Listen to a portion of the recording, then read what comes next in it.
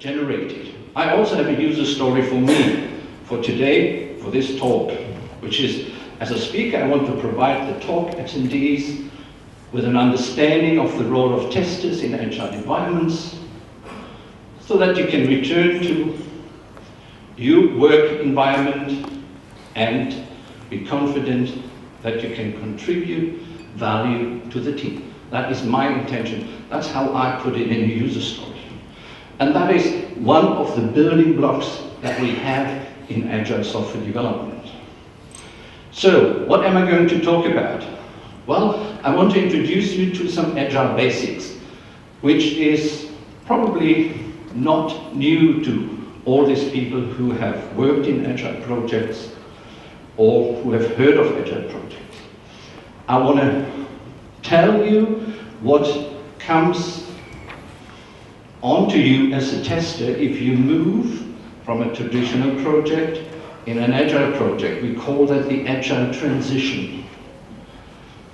And then I want to give you an idea how you can practice that, how you can analyze the work that you do, how you can assess the work that you do, how you can improve the work that you do. A fascinating idea of how doing that with very little effort. You don't even need a computer to do that. And finally, I want to introduce you some training schemes that are available for testers moving into agile projects. So, why do we do agile at all?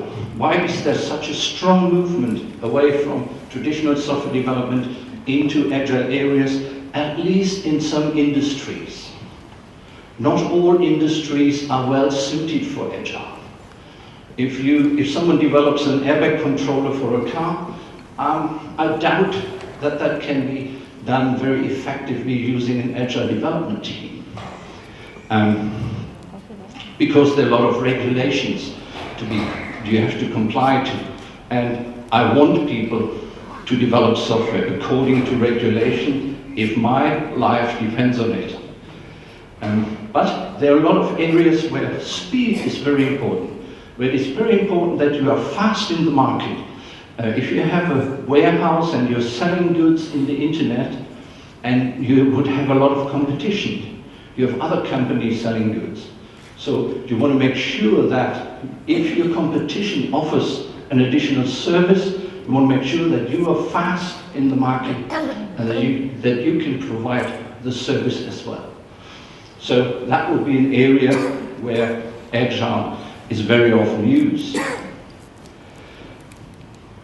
One of the drawbacks of the traditional software development models like the V model and so on is that with the V model, let's assume we have a project lasting a year. So if we do it according to the V model, we get together with the customer in January and we talk with the customer about the requirements, about the functions, the features that the product has to have.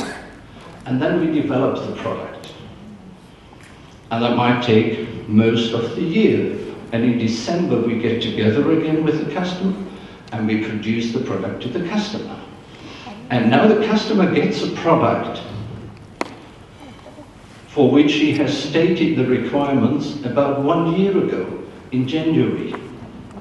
And we just assume that the product we deliver in December still is what the customer wants to have a year later. That we specified in January is still the product that the customer wants to have a year later. That nothing has happened during the year that might have changed the course of the development. But that is simply not true for most of the projects. In most projects, during the course of the development cycle, changes come in. The world changes. Your competitors change. They bring out new products, and you have to react to that. We simply assume we have all the knowledge at the beginning to write complete specifications, and that very often is not true. And that is one of the things that Agile tries to compensate for. So the assumption that we have complete knowledge about the requirements, we're trying to counteract that with an Agile development scheme he had a different type of product in mind. In a V model, we often produce documentation that no one ever reads. We have a detailed design description, and we have developers that have designed the previous product. They don't read the detailed design description. They just work, they just code, and they get the software to run. But we still have to write that document because there is a process step that asks us to write that document. And we want to do away with that sort of work. We don't want to do work that is of no use for anybody. And we don't want to stick to a process that might not be suited for us.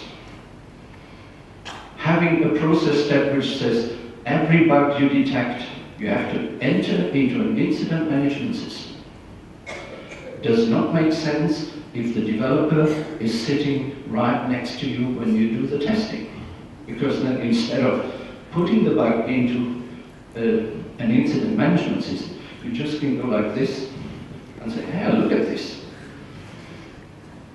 What is it? Do you know how to fix it? Can you fix it right away? Okay, fix it right away. So there's no need to put a bug in the system if you can solve it otherwise. It's just compliance to a process that might not be suited for you. And of course, the V model is very prone to overrunning deadlines because it has a fixed time at the end, and if there are any delays, what happens is you either overrun your time or you have to deliver without necessary tests being done. The agile idea is also to counteract that and to try to find a method of overcoming that. So, these are some of the motivations why Agile was developed, or why Agile evolved. It wasn't really developed, it sort of evolved. And it basically can be condensed in these 4 statements of the Agile Manifesto, which say, in principle, processes and tools are good, but individuals and interactions are much better. Comprehensive documentation is good, but working software is more important. Contracts are fine, but customer collaboration is what really counts. And following a plan, yes, let's do that. But let's only plan a little bit ahead so that we can respond to change at any time. So that is the basic idea behind the Agile software development schemes, and that results into some practices that have evolved around that. We usually do iterative development.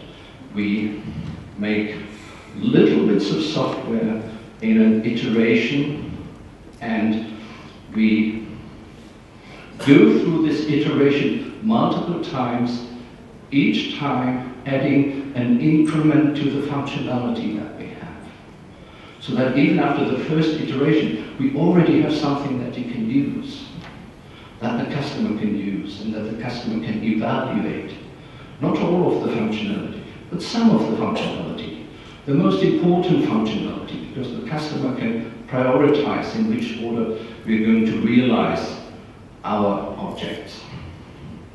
We use user stories to describe the requirements. That's what we just practiced at the beginning. We will see test automation is an important part because the bottom line is we're doing much more testing in an Agile project than in a conventional one. We communicate, we collaborate with our colleagues, we work closely together, especially with the developers as testers, and we document, but only the necessary things. Not everything, only what is necessary.